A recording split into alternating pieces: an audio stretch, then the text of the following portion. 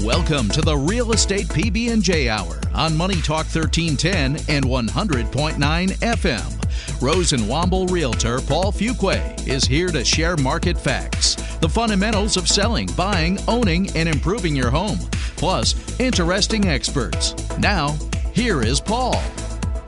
Hi. Property management, the ins and outs, and what a property manager can do for you. That's what we're going to discuss today. I'm Kim Pimento. I am the managing broker for the Greenbrier office of Rose and Womble. Welcome to the Real Estate PB&J Hour. Paul Fuquay is currently in Dallas, Texas, selling off some of his antique cars. But I hear he's going to bring us back a Volkswagen 1979 Beetle convertible for his lovely wife, Corey. So Paul's out there selling and then buying cars. So the purpose for this show is to share real estate news, advice, and experience to help you make decisions on how the biggest investments you'll likely ever make, your home. I'm filling in for Paul, and I have two guests here today. They're going to be my co-host. First of all is Lisa Chandler. She's the president of Rose and Womble and Chandler Property Management, LLC. And I also have Holly Robinson from Advanced Financial Group. Both of us will be joining us, and if you'd like to ask us any questions, we invite you to call in. Last week, we had the guest Matthew Reagan from Pollard Environmental.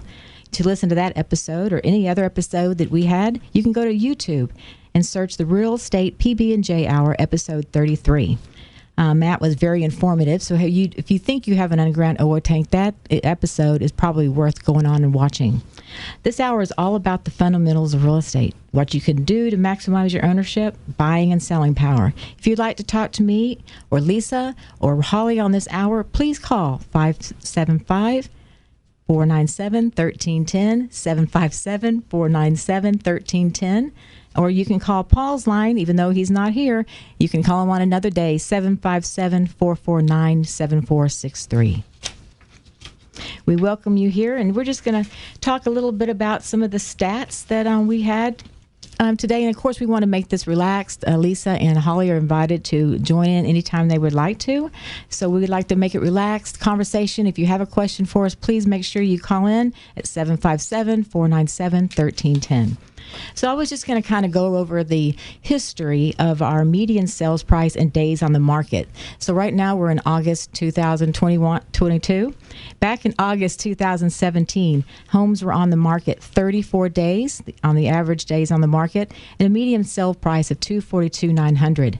Then again in 2018, they were on the market 31 days with the median sales price of $257,900. August 2019, they were on the median time on the market was 26 days, and the median sales price was $259,999. Then we go on to August 2020. We were 15 days on the market, so here we're going down when our market got pretty hot. $283,000 was the median sales price. Then in August 2021, we had 10 days on the market, down again from 2020. And then we had a median sales price at $2,099,700. And now, last August in 2022, just last month, we were 13 days on the market, a little up from July, which July was 10 days on the market, but our median sales price was $324,900, which is a little bit higher than July. So it looks like we're staying on the market, but our prices are remaining and even getting a little bit increase it there. So I think that's good news. So the other thing I'm talking about is smart homes. So that's a big thing that we talk about in the industry today is a smart home. So a smart home is basically a home that is equipped with network-connected products that for controlling, automating, and optimizing functions such as temperature, lighting, security, safety, or entertainment, either remotely or by a phone, tablet, computer, or separate system within the home. So what we really wanted to know when this started coming on is, what does this do for the seller? And then are the buyers attracted to a smart home? Well, the answer is yes. So how much are they willing to pay? Are they willing to pay more? Well, Caldwell Banker actually did a survey, and they found that choosing between two homes, one was a smart home, the other, which was not, they would actually 54% of the homes would be 54% of the buyers would choose homes that we consider smart homes. Among the millennials, though, 61% of them would choose a home that was a smart home. And if they had children, 59% of them would choose a smart home. So then again, John Burns Real Estate Consulting did a survey of 22,000 home shoppers, and it found that not only did prospective buyers say smart home technology was important, they were ready to pay more for such a home. So it does really do the seller good to update anybody, to keep their home updated, enjoy it while you live there. But smart technology is something that people are beginning to seek out. All right, so now here we go. So let's have Lisa. Why don't you tell us a little bit about yourself? I have been in the real estate business since 1988. I worked with my mother-in-law, who was Nancy Chandler Associates, and then transitioned into property management in 1997. And then our company merged with Rose & Womble in 2019, and here we are with Rose & Womble Chandler Property Management. All right. So what attracted you to property management, or is it something, just an opportunity that came your way? I think I just kind of fell into it. For one thing, my office was moved from the sales office over to the property management office because they needed the space for sales agents. So plus I was doing a lot of administrative work for the company, but I was so close to property management, and I had my broker's license, that I just started, I just fell into it really, and stayed with it. So, and not sure why, but I sort of enjoy it. So. Well, it's funny because the Virginia Landlord and Tenant Act, that's a long document. So did you have to get real familiar with that to kind of know what was going on in that part of our field? There are some people that can quote the Virginia Landlord Tenant Act and, give the numbers of the paragraphs and stuff. I don't trust myself, so anytime I have a question, I always pull it back out. I know basically what it says, but I have a hard copy in my desk that I pull out and I reference anytime I just want to verify that we're doing things the right way. Yeah, when I was in property management, because I did that for, 13, 14 years, I did the same thing. Those laws, I'd have to read them a couple times anyway to understand them, and I'd keep it highlighted in a hard copy, but that's the only way to do it, because that's a lot of information. It is. All right, so our next guest, we'll go ahead and introduce Holly. Holly, we need to tell you something about yourself. Hi, everyone. My name's Holly Robinson. I'm a mortgage loan officer with Advanced Financial Group, and I have been in the mortgage industry since a long time ago. I think the year was 2002. Oh my gosh, that's not long ago. I've had a great history and great education on many different facets of the business and the industry. I started out as a mortgage loan officer assistant.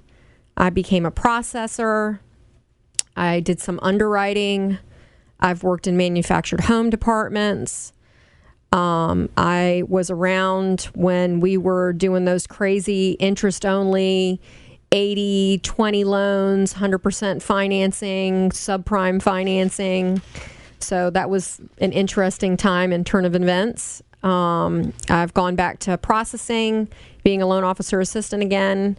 And then in 2016, I had an opportunity come up where I needed to go ahead and be my own loan officer. So here I am. Oh, that's great. So do you like the business? I do. It's ever changing, constantly on your toes. And, I'm providing a service. I'm providing help. And I like that. Right. Well, tell us a little bit about Advanced Financial Group, because I know you're associated, and kind of tell us how you're connected. Well, Advanced Financial Group has a relationship with the Rose & Wombles. So, fortunately, I'm able to have an office at the Rose & Womble that you run and manage so well off of Volvo Parkway. And, we're a subsidiary of Town Bank.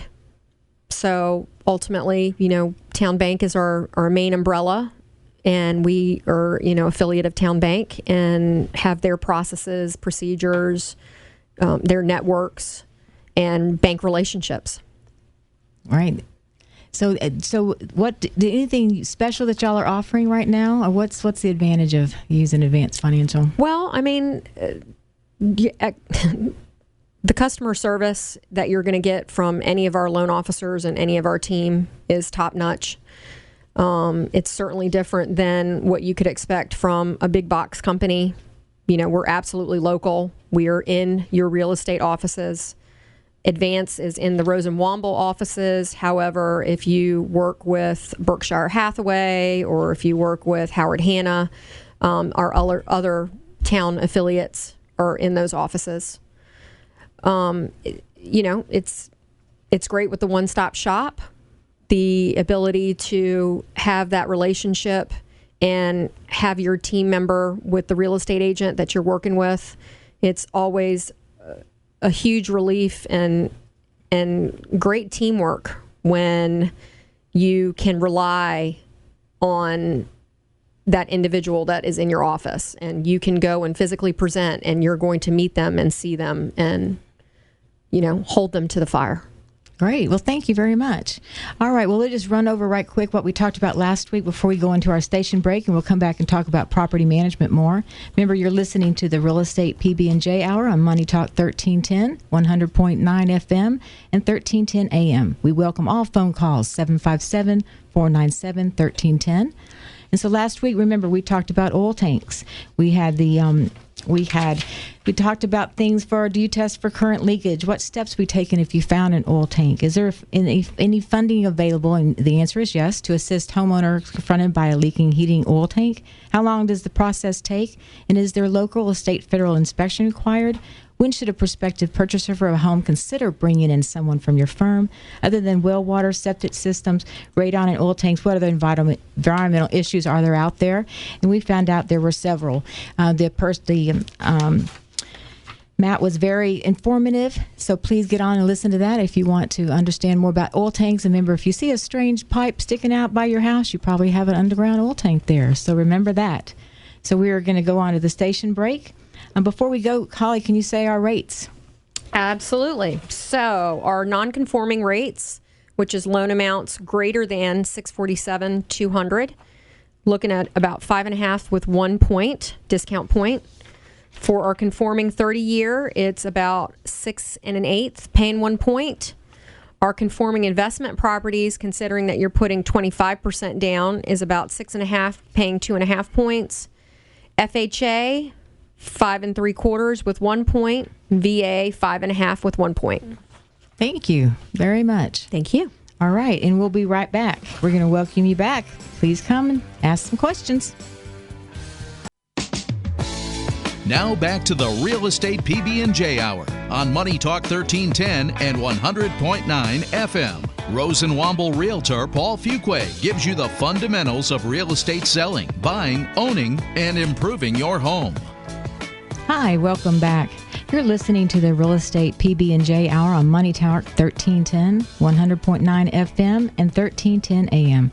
Paul's not with us today. This is Kim Pimento with Rose and Womble Realty. I'm the managing broker of the Greenbrier office, right there off of Volvo Parkway. We welcome all phone calls. The number you can call is 757-497-1310, and we will be happy to answer your questions. We have Lisa Chandler, who's the president of the Rose, Womble, and Chandler Property Management, and we also have Holly Robinson, who is with Advanced Financial Group.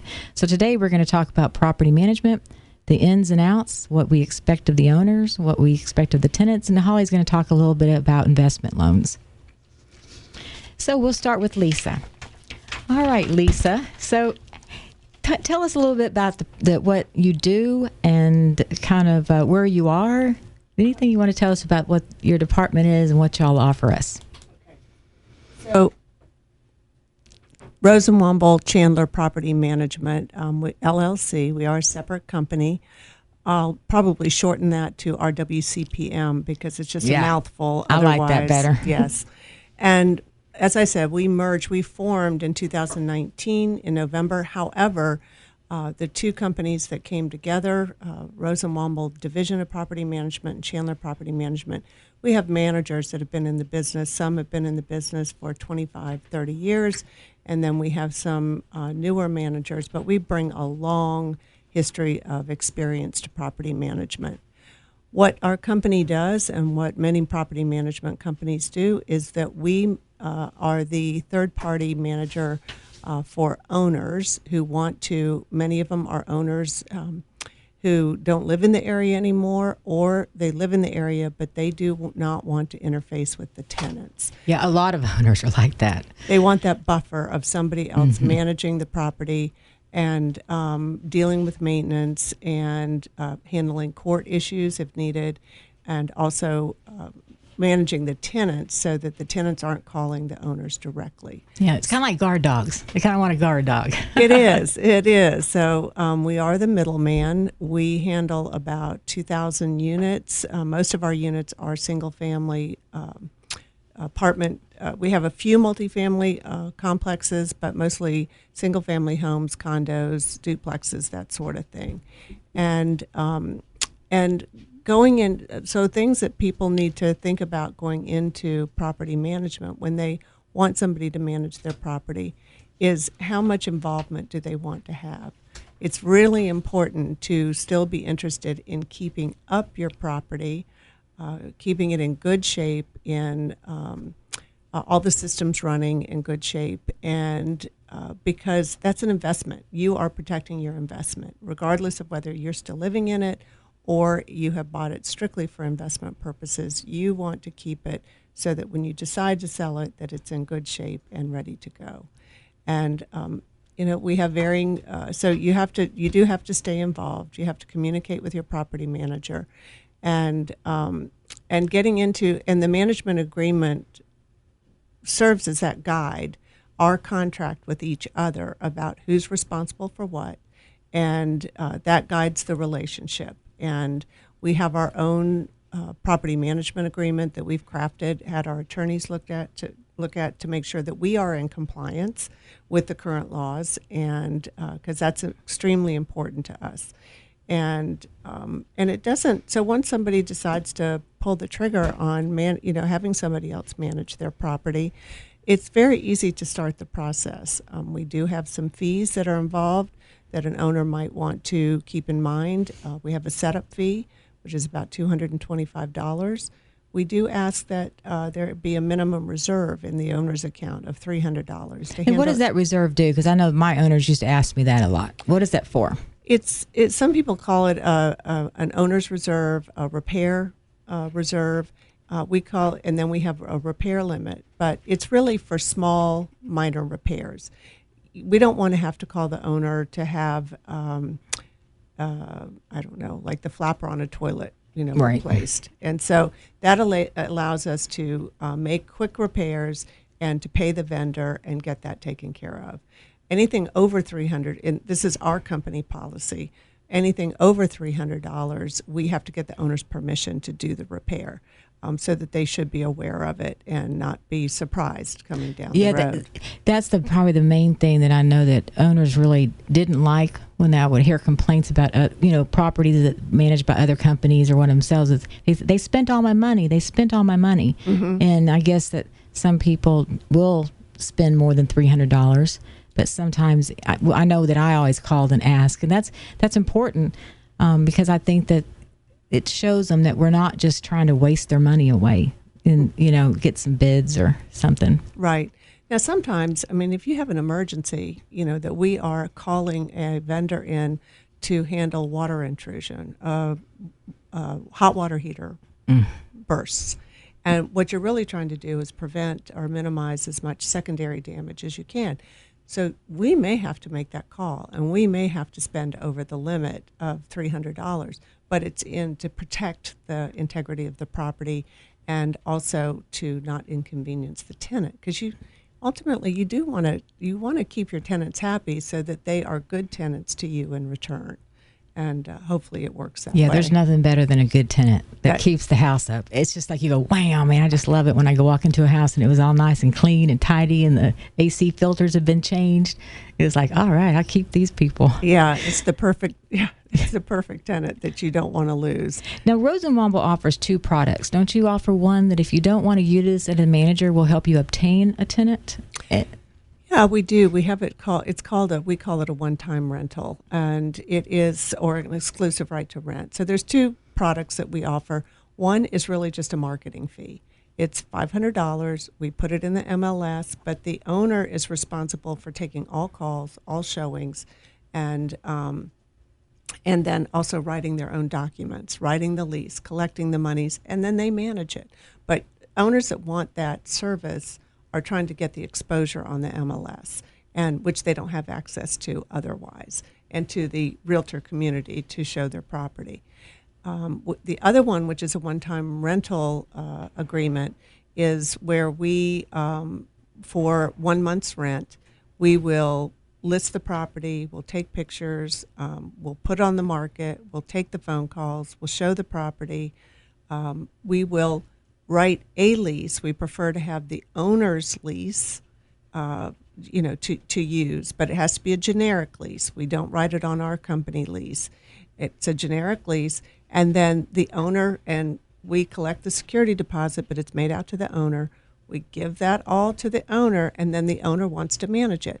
There are some owners that feel that they don't want to go through the whole marketing process, but they want to have the hands-on management of it. So we do provide that service. Well, that's not. And how much does the first one cost? $500. Okay, just it flat $500? $500, and the second one is 1 month's rent. Well, what about the finder's fees? Do you pay the other agents? Because Rose and Womble, I love Rose and Womble because we offer $300 at least, and it makes other people show our properties more. And because sometimes agents drive, what people don't realize is we'll drive around for hours showing rental properties, and for $120 if it's a $1,200 property. And it's always nice to see Rose and Womble in there. I would always go, yeah, I'll show that one. Yeah. So I mean, when you're exposing the property to the market through the MLS and to the realtor community, it's pretty, I think, what's the word I want to use? It's not realistic to think that you're going to have these people showing your property for free. You should compensate them from somebody. Now, they only get the finder's fee if they bring the prospective tenant and they actually rent the property. Correct. So you could have agents showing the property, multiple agents showing the property, but only the one that brings you the person that's going to sign a lease and actually move in, that's when they get the finder's fee. So, and that's important. I mean, you want to incentivize them to show your property, because the ultimate goal, you're not making any money until you get it rented. Right. So, and it's definitely worth it in this market with the high demand for rentals and the amount of times our properties are being shown. It's just overwhelming. It is overwhelming. And, we're, as you referenced, the market time, there's a little bit of a shift in the sales market. There's also a little bit of shift in the rental market. And that's kind of good news. Well, it's a little bit of good news in that, during the summer, we had, at a time when we would normally have about 30 properties on the market, we had 7 to 9 properties on the market in May, June, and somewhat into July.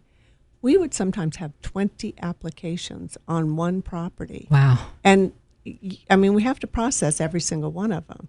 So, yeah, you want your property shown, but you also want your property shown to somebody that can actually qualify, is a potentially good tenant.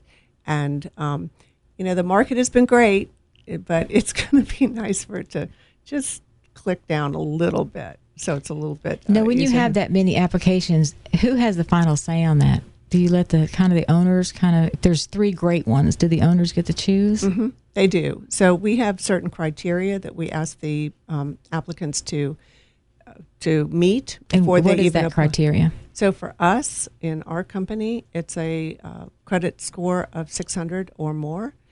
We have a debt to income ratio of 40% or less.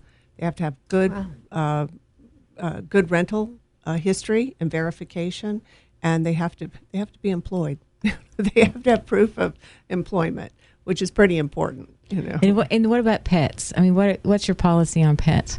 That is the owner's policy. So the owners get to choose that, so huh? that is not up to us. There are some benefits to offering a property that allows pets, and you can you can put parameters on that. You can have dogs only. You can have cats only. You can have pets up to only a certain amount of weight. You can have 2 pets, not 4. So it's really up to the owner. We set that, but I do recommend, if you're looking to get your property rented fairly quickly, that you allow pets, and then you put some pet restrictions in there if you're really concerned. Yeah, because we are definitely a pet-loving society. Yes, we are. So let me go back to that about I know Rose and Womble Lease, we have it where you cannot rent to the aggressive breeds. Now, why do we have that in there? If the owner said that we could have Chows or Dobermans, could we allow that, or why do we put that in there? It's really for insurance purposes, and I think the owner needs to check with your insurance company to make sure that whether or not they are covered for that. But in general, yes, we do have aggressive breeds kind of ruled out. And then tell everybody the difference between a service dog and an assistance dog, like emotion. That's a big thing in our world right now. It is. So technically, and I hope I have this right, I've tried to make sure that I have this right, a service animal is one that actually performs tasks for you. So if you need something picked up, or need a light turned on, or possibly even opening a door, depending how trained they are, they perform a task for you, and that is a service dog. A seeing eye dog is a service dog because they perform a task of guiding you. An emotional support animal is one that is needed for exactly what it said, is emotional support. For both of those, you do need to have, some sort of verification that you are in need of those. And but yes, those are the two difference. A lot of people call them all service dogs, but there are 2 different types. So when you said verification, because I know that was something I used to deal with. So they used to just have to have a prescription. Can we call that doctor to make sure that they gave that person a prescription for it? Because I know you can just go online. So it's not really a prescription. It is I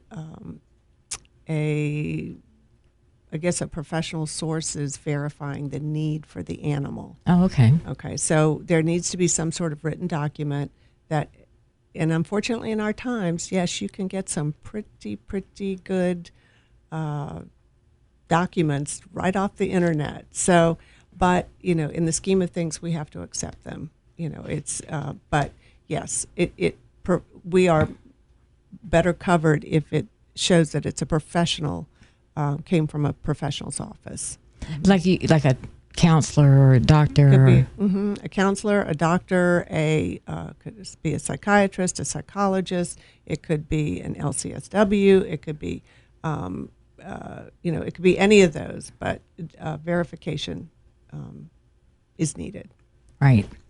Now, if I understand that the laws are, if an owner has to accept a service dog without a question, correct? They actually have to accept both. They have to accept both. I thought just one. They have to accept both. Mm-hmm. And can you charge a deposit for that? You can't charge a deposit, but you can charge for damages if the animal, and they're not pets, they're animals. So these are service animals or emotional support animals. So they could be a monkey or anything, a lizard. Could be a hippopotamus. I mean, it could be. There might be some issues with. Might be some structural issues with that on a home. But no, it. And I apologize where we were going with this, but. The deposit. So yes, but we can charge for damages if there are damages. Mm-hmm. Right. I know. You sometimes I've asked for pictures of dogs. I don't know if that's correct to do. I guess I was following under the aggressive dog breed. You can ask for pictures, correct, or meet the dog, or is that? I don't know that our managers do that. I don't believe we have. I mean, we ask for the breed on the applications, and so I don't believe that they get pictures of them. Right. And that's a big issue, because I know some people will say that it's a pit bull mix or something like that, and you're looking at the dog going, So I know that's you kind of get in some predicaments sometimes. And the owners want to know so much. And, sure. And so how much can you tell the owners about the applicants? You can tell them pretty much anything that is on the applications. You can tell them what their credit score is. You can't discuss anything else on the credit report. You can tell them what your concerns are with the credit report. And then you can discuss employment history. You can discuss their rental history. How it came back from their previous landlord. So you can let them know a lot about the applicant, and so that they have to have that information, particularly if they're trying to decide between 3 applications. Right, and they do get a copy of the lease. Yes. The owner. Oh, yes. Okay. Yes. Yeah. So they have that with them as well. They do. Mm-hmm. Well, good. Mm-hmm. All right. Well, you're listening to the Real Estate PB&J Hour with Paul Fuquay, and today this is Kim Pimento with the Rose and Womble Greenbrier office. I'm the managing broker, and I'm a hands-on broker. I love to help people. So if anybody's out there looking for a new office or would like to come and talk to me, I would sure love to talk to you. My number is 757-523-4900, 757-523-4900. And we're streaming on moneytalk1310.com or 1310 AM, 100.9 FM. You have questions, please call in 757-497-1310. And I'm here with Lisa Chandler and Holly Robinson. Thank you for listening. We'll be right back. Now back to the Real Estate PB&J Hour on Money Talk 1310 and 100.9 FM. Rose and Womble Realtor Paul Fuquay gives you the fundamentals of real estate selling, buying, owning, and improving your home. Hi, you're listening to the PB&J Hour of Real Estate by Paul Fuquay. Paul's not here today. This is Kim Pimento of the Greenbrier office of Rose and Womble. I'm the managing broker there. And we were with Lisa Chandler. She's the president of the property management section LLC. It's a different company on their own. And also with Holly Robinson of the I can't even say it, Advanced Financial Group. So anyway, you're listening here on streaming, moneytalk1310.com. If you have any questions about property management, please give us a call, 757-497-1310. So on the break, we were talking about something interesting.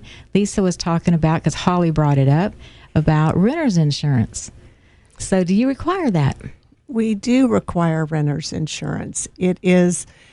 And we have a pretty good record of having our tenants have renter's insurance. Sometimes there are some companies, we don't tell them who to get renter's insurance through, but sometimes the renter's insurance company requires them to actually have a signed lease before they'll issue the policy. Unfortunately, then, once they have a signed lease, they can move in. So sometimes we're playing a little bit of catch-up in trying to get that renter's insurance. But renter's insurance is so critically important. It is, if anything happens within the unit itself, it could be the water heater, breaking. It could be flood occurring, and your contents are ruined. It is not the owner's responsibility to replace that, your furniture, your clothes, whatever has been damaged, and that's where renter insurance comes in. That will cover content. So you can do add-ons, you can do the content coverage, you can do liability insurance, you can do where if for no fault of the owners, the unit is damaged and you have to move out for a while. Some renters insurance will cover the cost of moving to a hotel or to an Airbnb, that sort of thing. It's pretty reasonably cost, and it's one of those things you say, oh, I'll never need it. But I can tell you, we have had some tenants have been, unfortunately, they have needed it, and it has really saved everybody involved a lot of heartache in the long run. Yeah, I think it will even cover food loss. like during hurricanes and things like that, or power outages? It can. Again, you have to just look at the policy. You have to inquire your insurance agent. You could probably go to the same people that you get your car insurance through and see if they have it. We do have some vendors that we can recommend, but it's critically important. The other that I was thinking about after our discussion is it's critically important for an owner to have liability insurance on their investment property. Some owners don't think about it. Some people don't even have insurance. We had an unfortunate case where you mean they didn't have insurance on their house, on their rental house, on their rental house. Because it was paid for. I don't know exactly what their circumstances were, other than it was a condo development. There was a fire that took place. There were 4 units that were burned to the ground, and one of the unit owners had no insurance whatsoever on her unit, and it was devastating. It was gone. It was an investment that was completely gone. Wow. And so, if nothing else, you need to have liability insurance, and then probably property insurance on that investment property. Oh yeah, I would think that investment property in particular, because tenants, even though people can be high quality people, they just don't ever quite take care of their property like you would if you owned it. Some of them. There's some of them. Mm-hmm. But it's just. I've been guilty of that.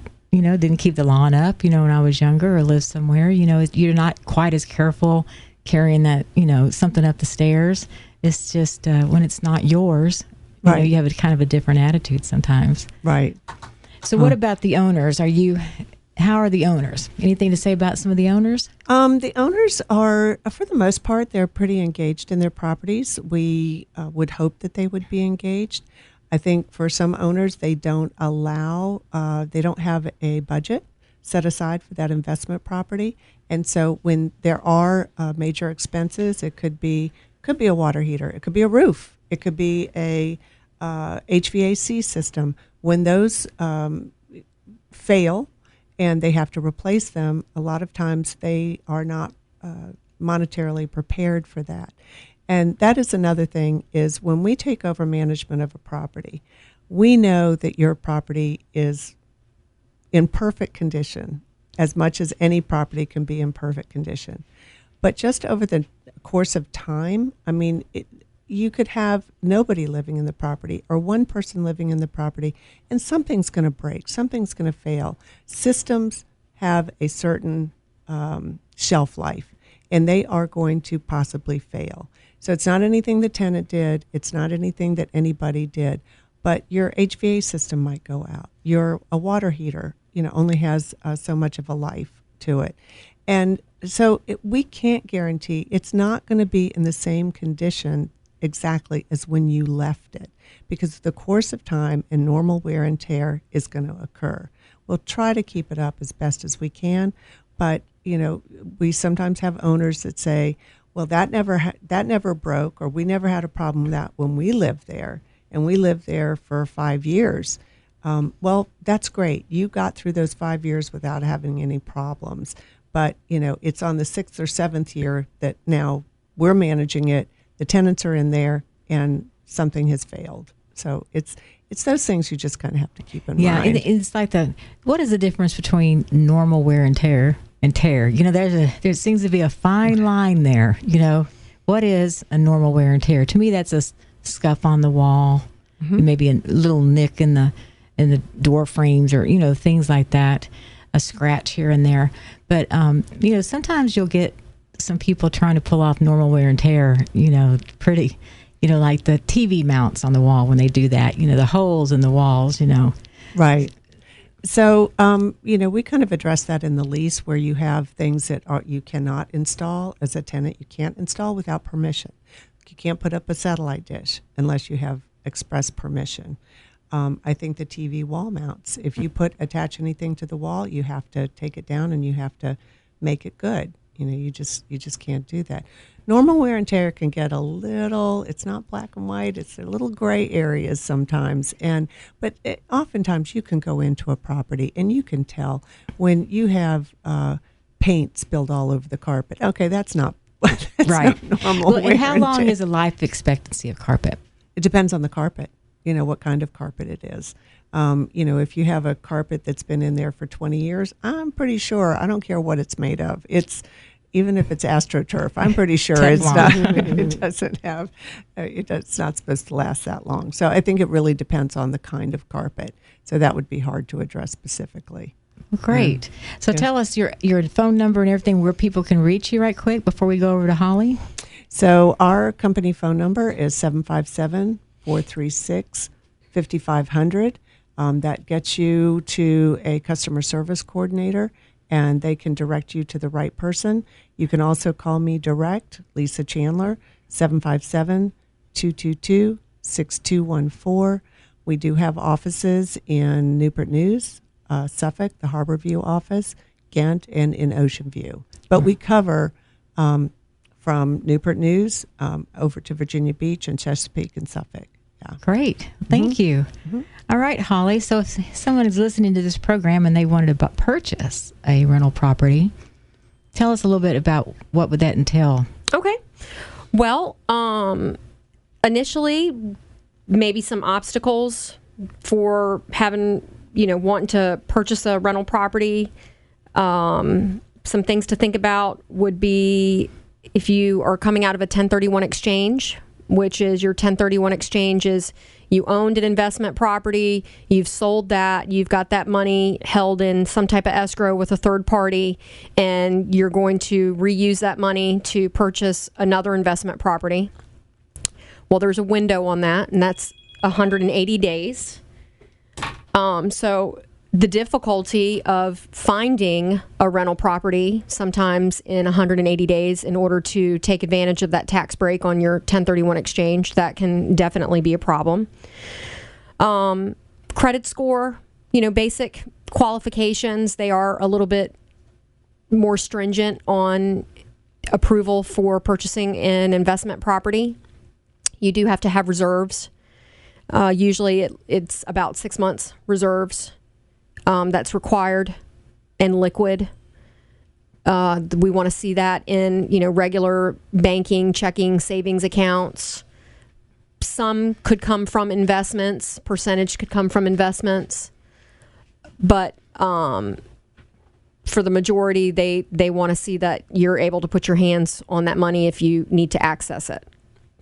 And reserves are reserves. That's additional monies left over after you've completed the transaction. So, after you've paid for your closing costs, after you've put your down payment, we're talking about the money that you have to continue to maintain the property and that mortgage after the purchase is completed. And how much is the average down payment?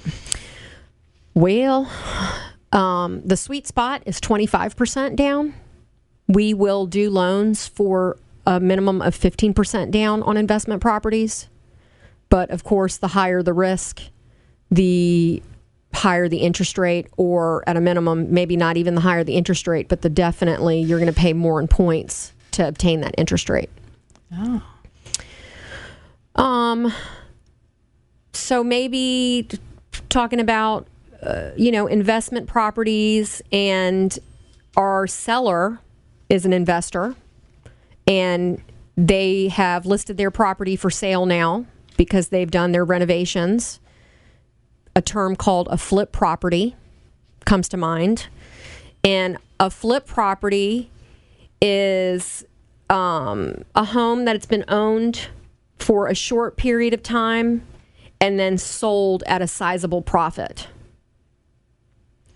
And there's certain mortgage entities, well, the FHA, the VA, and the conventional, they really, really, really not frown upon, but they will not allow a regular buyer, especially with FHA, that if the seller has not transferred title in their name and their ownership for at least 90 days prior to going under contract with your new buyer, if that buyer has FHA financing, for example, then that's a no deal. They can't even go under contract. FHA will not fund that mortgage loan.